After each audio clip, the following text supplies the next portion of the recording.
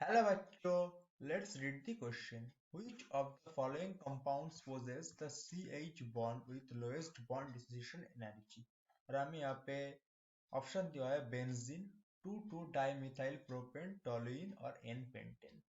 तो यहाँ पे ये चीज समझना है कि लोएस्ट बॉन्ड डिसोसिएशन एनर्जी का मतलब क्या है। लोएस्ट एनर्जी का मतलब होता है कि स्टेबल कंपाउंड। तो हमें यहाँ पे फ्री रेडिकल में जो सबसे ज्यादा स्टेबल कंपाउंड होगा उसी को यहाँ पे मार्क करना है। तो पहला ऑप्शन हमें क्या दिया हुआ है? पहला ऑप्शन हमें यहाँ पे दिया हुआ है बेंजीन। तो बेंजीन का अगर हम देखें तो ये बेंजीन का स्ट्रक्चर होता है। तो यहाँ पे अगर हम ये हाइड्रोजन जो होता है इसको हम यहाँ पे रिमूव कर लेंगे, उसका फ्री रेडिकल अगर बना देंगे तो ये कुछ ऐसा स्ट्रक्चर हमें देखने को मिलेगा। और इसके साथ तो हमें यहाँ पे पता चलेगा कि अनसैचुरेटेड फ्री रेडिकल जो होता है बहुत ही कम स्टेबल होता है, तो इसका जो एनर्जी होगा ये तो ज्यादा होगा। फिर हमें क्या कंपाउंड दिया हुआ है? फिर हमें यहाँ पे कंपाउंड दिया हुआ है 2,2 डाइमिथाइल प्रोपेन। तो 2,2 डाइमिथाइल प्रोपेन का पहला स्ट्रक्चर हम यहाँ पे देख लेंगे। तो पहले स्ट्रक्चर हम यहाँ पे ड्रॉ कर लेते हैं। स्ट्रक्चर 2,2 डाइमिथाइल प्रोपेन का स्ट्रक्चर ये हो जाएगा कुछ इस तरह से।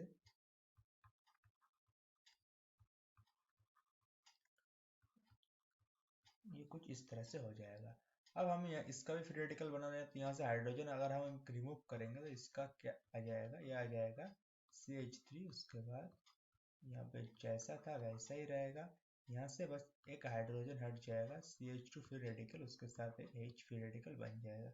यहाँ पे भी अगर हम देखेंगे, यहाँ पे भी ये जो कंपाउंड है ये भी बहुत ही कम स्टेबल है, क्योंकि यहाँ पे अल्फा हाइड्रोजन हम काउंट करेंगे हाइपर कंजुगेशन के लिए तो हम देख पाएंगे यहाँ पे 0 अल्फा हाइड्रोजन अवेलेबल है।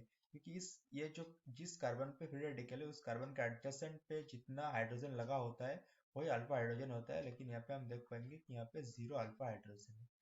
फिर हमें दिया हुआ है टॉलुइन का स्ट्रक्चर, हम यहाँ पे दिया हुआ है। तो टॉलुइन को हम यहाँ पे ड्रा कर लेते हैं। टॉलुइन टॉलुइन का स्ट्रक्चर हमें यहाँ पे ये दिया, ये पता है।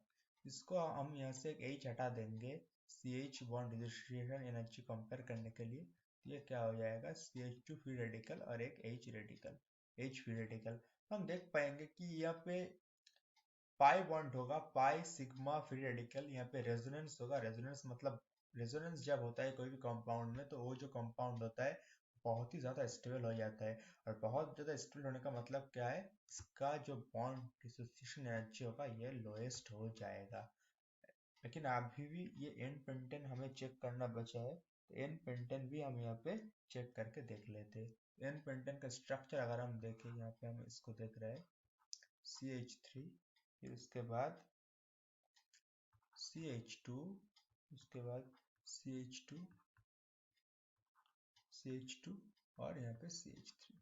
तो यहाँ पे भी कहीं भी एक जो कार्बन है यहाँ से हम इस हाइड्रोजन को रिमूव करेंगे, CH जो बॉन्ड है, और उसके बाद हम यहाँ पे बना लेंगे। तो सपोज हमने मान लिया यहाँ से हमने हाइड्रोजन रिमूव कर लिया यहाँ से, तो इसका जो बना देंगे हम यहाँ पे CH3, उसके बाद CH फिर रेडिकल यहाँ पे बन जाएगा। फिर जो चेन है कंटिन्यू होता रहेगा CH2 CH2 CH3। तो अगर इन दोनों में अगर हम कंपेयर करें, ये कौन सा था? ये C था, ये D है, ये A था और ये B था। तो इन दोनों में अगर कंपेयर करें तो यहाँ पे कोई रेजोनेंस नहीं फॉलो हो रहा है, लेकिन एक बात ये है कि यहाँ पे हाइपर कंजुगेशन जरूर फॉलो हो रहा है। और ये जो जिस कार्बन के ऊपर फ्री रेडिकल है उस कार्बन के एडजेसेंट में दो कार्बन है जहाँ पे 3 और 2 5 अल्फा एच टोटल है। लेकिन हमें पता है कि रेजोनेंस जो इफेक्ट होता है वो ऑलवेज ज्यादा डोमिनेंट होता है। तो ये सबसे ज्यादा स्टेबल कौन सा होगा? ये जो होगा ये मोस्ट स्टेबल होगा। ये मोस्ट स्टेबल होने का मतलब क्या है? इसका जो बॉन्ड डिसोसिएशन एनर्जी होगा CH बॉन्ड की लोएस्ट होगा। तो हमारा आंसर क्या हो जाएगा? C हो जाएगा इस क्वेश्चन का answer. I hope you understood it well. All the best.